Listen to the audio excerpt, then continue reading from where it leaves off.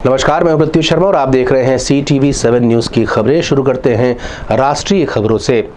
Denmark की प्रधानमंत्री और प्रधानमंत्री नरेंद्र मोदी की आज मुलाकात हुई है। दोनों ने कोरोना काल के दौरान भी आपसी सहयोग के लिए धन्यवाद दिया है और विश्वास जताया है कि आने वाले दिनों में भी भारत के विकास और डेनमार्क के विकास में लोग आपसी परस्पर सहयोग की भावना से कार्य करते रहेंगे। हमारी की शुरुआत से पहले यह हैदराबाद हाउस नियमित रूप से हेड्स ऑफ गवर्नमेंट और हेड्स ऑफ स्टेट के स्वागत का साक्षी रहा है। पिछले 18-20 महीनों से यह सिलसिला थमा हुआ था। मुझे प्रसन्नता है कि आज एक नए सिलसिले की शुरुआत डेनमार्क के प्रधानमंत्री की यात्रा से हो रही है। एक्सेलेंसी, यह भी सुखद संयोग है कि आपकी पहली भारत यात्रा है। आपके साथ आए सभी डेनिश डेलीगेट्स और बिजनेस लीडर्स का भी मैं स्वागत करता हूं। फ्रेंड्स, आज की हमारी मुलाकात भले ही पहली रूबरू मुलाकात थी, लेकिन कोरोना कालखंड में भी भारत और डेनमार्क के बीच संपर्क और सहयोग की गति बरकरार रही थी। इनफैक्ट आज से 1 साल पहले हमने अपनी वर्चुअल समिट में भारत और डेनमार्क के बीच ग्रीन स्ट्रेटेजिक पार्टनरशिप स्थापित करने का ऐतिहासिक निर्णय लिया था। यह हम दोनों देशों की दूरगामी सोच और पर्यावरण के प्रति सम्मान का प्रतीक है। यह पार्टनरशिप एक उदाहरण है कि किस प्रकार सामूहिक प्रयास के द्वारा टेक्नोलॉजी के माध्यम से पर्यावरण को संरक्षित रख सकते हुए ग्रीन ग्रोथ के लिए काम किया जा सकता है। इधर कवर्धा में हो रही भारतीय जनता पार्टी के लगभग 1,500 कार्यकर्ताओं की गिरफ्तारी को लेकर के भारतीय जनता पार्टी के कार्यकर्ता अब धरना प्रदर्शन कर रहे हैं। उनका कहना है कि राज्य सरकार एक तरफा कार्यवाही कर रही है और जो दूसरा गुट है उस पर अभी तक किसी की गिरफ्तारी नहीं हुई है। उन्होंने प्रदेश सरकार पर आरोप लगाते हुए कहा कि प्रदेश में शांति भंग करने का काम मौजूदा सरकार कर रही है। उन्होंने ये भी कहा कि लगभग 15 साल तक भारतीय जनता पार्टी का शासन छत्तीसगढ़ राज्य में था, लेकिन कहीं भी इस तरह की घटना जिसमें सांप्रदायिकता की बात हो नहीं हुआ करती थी। लेकिन अब महज 2.5 साल के शासनकाल में ही, जो कि कांग्रेस का शासनकाल है, उसमें दंगा फसाद जैसी चीजें देखने को मिल रही हैं। राजेश मुंडत ने CTV7 से चर्चा करते हुए पूरे धरने का प्रारूप बताया और उन्होंने बताया कि उनके शासन से मांग क्या है। भारतीय जनता पार्टी ने आज पूरे प्रदेश में, इस प्रदेश में जब से कांग्रेस की सरकार आई है, हिंदू धर्म के प्रति सरकार की जो कटिबद्धता है, ये संवेदनशील समाज, लेकिन कांग्रेस पार्टी का हमेशा राजनीतिकरण हिंदुओं के खिलाफ में करते रहे हैं। कवर्धा की एक छोटी सी मामूली सी घटना, अगर किसी व्यक्ति ने झंडा उतारा, एक संप्रदाय के लोगों ने खुलेआम नंगा नाच किया, उसके बाद में भी 24 घंटे तक इस सरकार के मुखिया से लेकर किसी ने भी वहां कार्रवाई करना उचित नहीं समझा।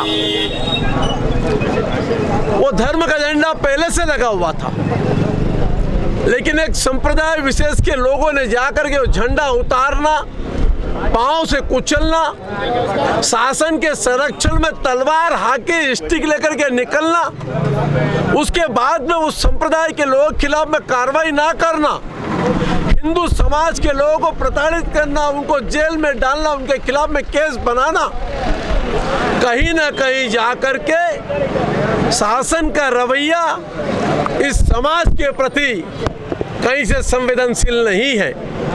धर्मांतरण के मुद्दे में भी सरकार का रवैया वही रहा, एक संप्रदाय को संरक्षण देने का काम किया। पादरी खुलेआम कहता है धर्मांतरण करने का अधिकार मुझे है, लेकिन उसके खिलाफ में FIR नहीं होती है। उसी प्रकार से कवर्धा में एक संप्रदाय के लोग खुलेआम घटनाक्रम करते हैं, तलवारें लहराते हैं, कानून का उल्लंघन करते हैं, जनप्रतिनिधि लोग मिलने जाते हैं, उनको मिलने के लिए प्रवेश नहीं देते हैं, नेता प्रतिपक्ष मिलना चाहते हैं, उनको सहयोग नहीं करती सरकार। और वहाँ पर बैठा हुआ आईजी नेतागिरी करता है। रायपुर से भीमराव की रिपोर्ट। कांग्रेस के 3 वरिष्ठ नेता और मंत्रीगण प्रेमसाय सिंह, रविंद्र चौबे और मोहम्मद अकबर ने संयुक्त रूप से पत्रकार वार्ता ली और पत्रकारों के सवालों का जवाब दिया।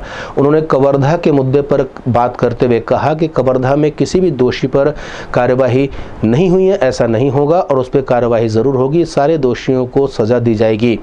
वहीं इस मामले को लेकर के मोहम्मद अकबर का कहना था कि वो अभी वहां पर इसलिए नहीं जा रहे हैं क्योंकि वो वहां के स्थानीय विधायक है और उनके जाने से भीड़ इकट्ठा होने लगेगी, जिसकी वजह से यहाँ पर सांप्रदायिकता बढ़ सकती है।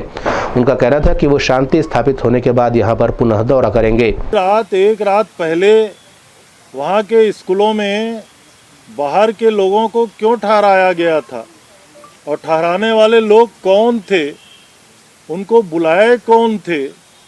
मुंगेली, बिलासपुर, माना, कुरुद, धमतरी, बेमेतरा, दुर्ग, राजनांदगांव, यहाँ के लोग जुलूस निकाले।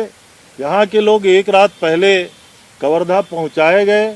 किनके बुलावे पे वो गए थे, ये कौन लोग थे, इसको चिन्हित करना आवश्यक है। और इसीलिए आदरणीय मुख्यमंत्री जी ने कहा है कि कवर्धा की घटना दूर से दिखाई दे रहा है, ये भारतीय जनता पार्टी के द्वारा प्रायोजित घटना है। छत्तीसगढ़ में उनके पास कोई मुद्दा है नहीं। एक सुकमा का मुद्दा लेकर के प्रदेश में उन्होंने धर्मांतरण को एक मुद्दा बनाने की कोशिश की और कवर्धा के मुद्दे को वो प्रदेश में सांप्रदायिक रूप देने की कोशिश कर रहे हैं। छत्तीसगढ़ की जनता उसको कभी माफ़ नहीं करेगी। उनके मुद्दा विहीन होने के कारण उनके पास केवल इसी प्रकार के मुद्दे हैं जिसको लेकर के वो लोग राजनीति करना चाहते हैं।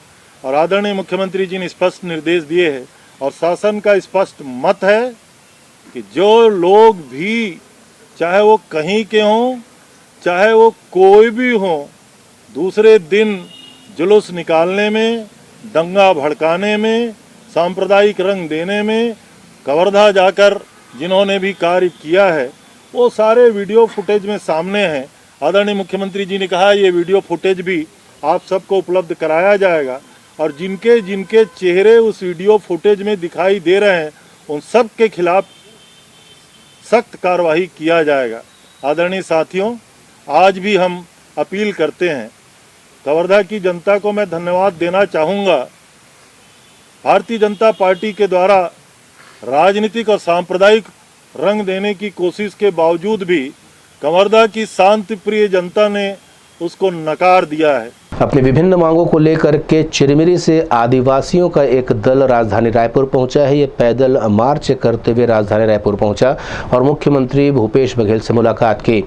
इस दौरान प्रतिनिधिमंडल ने भूपेश बघेल को अपनी मांगें बताई हैं। साथ ही साथ ये आश्वासन उन्हें प्रदेश सरकार की ओर से मिला है कि आदिवासियों की जो भी मांगे हैं उन पर सद्भावनापूर्वक विचार करते हुए राज्य सरकार फैसले लेगी। इधर धान खरीदी को लेकर के पूछे गए सवाल पर जवाब देते हुए मोहम्मद अकबर का कहना था कि धान खरीदी में किसी किस्म की कोई अव्यवस्था नहीं होगी और बहुत जल्द इसकी जो शुरुआत है वो की जाएगी। मोहम्मद अकबर आज एक पत्रकार वार्ता को संबोधित कर रहे थे। पिछले साल 92 लाख मीट्रिक टन धान की खरीदी हुई थी। इस साल जो हमारा लक्ष्य है वो 1 करोड़ के से भी अधिक जा सकता है। बारदाने के बारे में भी पूरी प्रारंभिक तैयारियां हो चुकी है और धनराशि के बारे में भी जिस प्रकार की प्रक्रिया है कि मार्केट अलग अलग स्थानों से वित्तीय साधन जुटाती है, तो वो सारी कार्रवाइयाँ चल रही है। पिछले वर्ष का जो भी धान अभी बकाया है जिसका उठाव नहीं हो पाया, तो उसके निराकरण के बारे में भी और जो शॉर्टेज हुआ है उसके निराकरण के बारे में अभी हम लोगों की बैठक हुई थी, वो बैठक हो चुकी है। और इसमें खाद्य विभाग के जो मंत्री हैं जो उनकी अध्यक्षता में एक मंत्रिमंडलीय उप समिति इस बारे में है, तो अंतिम निर्णय लेने के पहले वहाँ पे प्रस्ताव पारित होगा, फिर वो कैबिनेट में जाएगा और वहां से अंतिम रूप उसको दिया जाएगा। अतिथि व्याख्याता संघ की ओर से आज धरना प्रदर्शन दिया गया और उसके बाद एक रैली निकाल करके प्रदेश सरकार के खिलाफ सांकेतिक नारेबाजी की गई। इनका कहना है कि अतिथि व्याख्याता के रूप में इनकी सेवाएं ली जा रही, जबकि इन्हें नियमित करना चाहिए। वहीं उन्होंने अपने अलग अलग नारों की वजह से भी लोगों का ध्यान आकर्षित किया। उनका कहना था कि संविदा मुख्यमंत्री ही संविदा नियुक्ति कर रहा है, जबकि उन्हें नियमितीकरण की आवश्यकता है। उन्होंने CTV7 से चर्चा करते हुए अपनी मांगे बताई। उन्होंने प्रमुख रूप से 3 मांगे रखी हैं, जिसमें उन्होंने नियमित करने की मांग को प्रमुखता से रखा है, साथ ही साथ वेतन विसंगतियों को दूर करने और समय पर वेतन देने की बात भी उन्होंने की है। हम लोग आज रैली का एकमात्र कारण है, हम अपनी 3 मांगों को लेकर के निकाल रहे हैं। हमारी मांगे हैं अविलंब नियुक्ति के साथ 11 माह की पूर्णकालिक अवधि, एक मुफ्त मासिक वेतनमान और स्थानांतरण से सुरक्षा। अभी 28 तारीख को हमने यहाँ धरना देकर के मुंडन कार्यक्रम किया था। अल्टीमेटम हमने दिया था कि यदि हमारी मांगे पूरी नहीं होगी तो हम 5 दिवस के अंदर घेराव उच्च शिक्षा मंत्री निवास का घेराव करेंगे। वही घेराव करने के लिए आए हुए हैं। रायपुर से CTV7 के लिए भीमराव की रिपोर्ट। राजधानी रायपुर में आज स्वच्छता मिशन से जुड़े हुए कर्मचारी पहुंचे हुए थे। इनका कहना है कि इनके नियमितीकरण को लेकर के बात चल रही थी, लेकिन अब तक यहाँ ऐसा कुछ भी नहीं हुआ है। सर, मुख्य मांग हम लोग का, हमारी जो मानदेय जो मिल रही है वो बहुत ही कम है। हम लोग स्वच्छ भारत मिशन ग्रामीण कर्मचारी कल्याण संघ से हैं और विगत 12 से 13 वर्षों से हम लोग को 8 से 10 हज़ार ही दिया जा रहा है। ये विकासखंड में पदस्थ है। हम लोग विकासखंड समन्वयक और संकुल समन्वयक ऐसे 2 पद हैं, जिसमें दोनों में विकासखंड समन्वयक को मात्र 10,000 रुपये दिया जा रहा है और संकुल समन्वयक को 8,000 रुपये दिया जा रहा है। इन 10 सालों में हम लोगों के वेतन में 1 रुपये की भी शासन द्वारा बढ़ोतरी नहीं किया गया है। हाँ, और हमारा जो दौरा है, एक विकासखंड में किसी को 100 किलोमीटर का दौरा करना पड़ जाता है, किसी को 50 किलोमीटर का दौरा करना पड़ जाता है। इस तरह से हम अपनी मांग के संबंध में शासन से कई बार मांग पत्र दे चुके हैं, लेकिन अभी तक हमारी मांगों पे शासन का ध्यान नहीं है। इसी विभाग में एक ही पद पे एक ही समान काम है। हमारे राज्य स्तर में पदस्थ हैं हमारे, जिनका 2015 से लेके अब तक 4 गुना बढ़ोतरी किया जा चुका है। 25,000 से लेके 80,000 तक की बढ़ोतरी की जा चुकी है। लेकिन हम 0 लेवल के कर्मचारी हैं, ग्राउंड लेवल के कर्मचारी हैं, स्थानीय कर्मचारी हैं।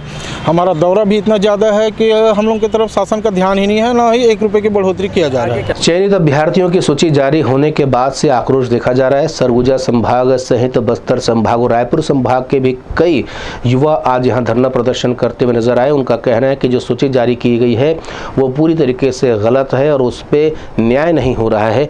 हम लोग धरना प्रदर्शन बस्तर सरगुजा संभाग में नियुक्ति रुका हुआ है, बाकी संभाग का शिक्षक पद में भर्ती हो चुका है, और दूसरा सहायक शिक्षक का पूरक सूची निकालना है उसके लिए है, और तीसरा व्याख्याता साथी जो है उनका सूची रुका हुआ है, उनके पद को भी विलुप्त कर दिया गया है कि पोस्ट अभी खाली मतलब भर चुका है करके।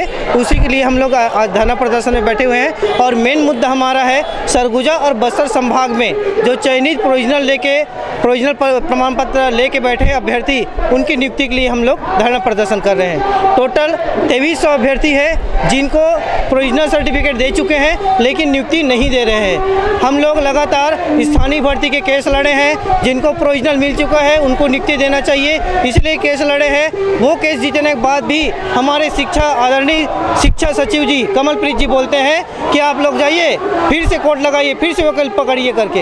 हम लोग अभी तक वकील और कोर्ट के चक्कर में 8 से 10 लाख रुपए हम लोग अपना खपत कर चुके हैं। छत्तीसगढ़ के मुख्यमंत्री भूपेश बघेल ने उत्तर प्रदेश के पीड़ित किसानों और पत्रकारों को 50-50 लाख रुपए देने की घोषणा की है। जैसे ये घोषणा हुई है, प्रदेश की भारतीय जनता पार्टी के मंत्रीगण और यहाँ के जो नेता है वो आक्रामक हो गए। उनका कहना है कि प्रदेश तो भूपेश सरकार से संभाला नहीं जा रहा है। छत्तीसगढ़ का निवासी होने के नाते अगर छत्तीसगढ़ की चिंता ना करूं और मैं जा करके उत्तर प्रदेश के अंदर चुनावी वातावरण के अंदर वहाँ के किसान को सहयोग करने जाऊं, वहाँ के किसानों को मैं सहायता राशि बांटूं और छत्तीसगढ़ के किसानों को ठेंगा दिखाऊं, तो ये राजनीति नहीं है तो क्या है। इधर बच्चों में लिवर ट्रांसप्लांट को लेकर के नई नई तकनीकें आती जा रही हैं। आज एक पत्रकार वार्ता लेकर जानकारी दी गई कि महज 20 लाख रुपए में लिवर ट्रांसप्लांट हो सकता है। इस दौरान एक खास बात जो सामने आई है उसमें यह है कि लगभग 4 लाख लोग इंतजार कर रहे हैं ऑर्गन डोनेशन का, यानी उन्हें अंग की आवश्यकता है, लेकिन अंग दान करने वालों की संख्या महज कुछ हजारों में है। यहाँ पर चिकित्सकों ने इस बात पर भी चिंतन जाहिर किया है कि लोगों में जागरूकता की कमी है। हालांकि अंग जो है वो परिवार के सदस्यों द्वारा ही दिए जाते हैं, लेकिन उसके बाद भी ऑपरेशन की सफलता को लेकर के कई तरह के सवाल उठते हैं। ये पहली संस्थान है जहां पर बच्चों के लिवर ट्रांसप्लांट की फैसिलिटी अवेलेबल कराई जा रही है, जो कि अपने आप में एक अनूठा प्रयास है और नई टेक्नोलॉजी के साथ में लगभग साल भर के अंदर में दोनों ही व्यक्तियों को स्वस्थ करने का दावा भी किया जा रहा है, जिसमें 1 सप्ताह का आईसीयू के साथ साथ 3 सप्ताह का जनरल वार्ड में मरीज को भर्ती रहना पड़ता है और लगभग 1 साल तक उसकी दवाएं चलती हैं और वह फिर स्वस्थ हो जाता है। इस संबंध में आए हुए विशेषज्ञों ने CTV7 से चर्चा की है और लिवर ट्रांसप्लांट के संबंध में जानकारी दी। जो करीबन 250 बेडेड हॉस्पिटल है completely high and tertiary care paediatric care के लिए, जहां पर हम paediatric liver transplant, paediatric kidney transplant, bone marrow transplant और ऐसी सब तरह की हाई एंड सर्जरीज करते हैं। डॉक्टर देवी शेट्टी जो हमारे इस ग्रुप के जो चेयरमैन हैं, उनका हमेशा मानना है कि हेल्थ केयर इस देश में अफोर्डेबल होनी चाहिए, quality health care at affordable cost. तो उसके तहत जब इस तरह की कॉम्प्लेक्स सर्जरीज और हाई एंड सर्जरीज होती हैं, उसके लिए एक बहुत बड़ी टीम, बहुत बड़े टीम विशेषज्ञों की और एक उपकरणों की जरूरत होती है। वो अगर हम एक जगह व्यवस्थित करेंगे तो उससे हम कॉस्ट ऑफ द ट्रीटमेंट थोड़ी कम कर पाएंगे।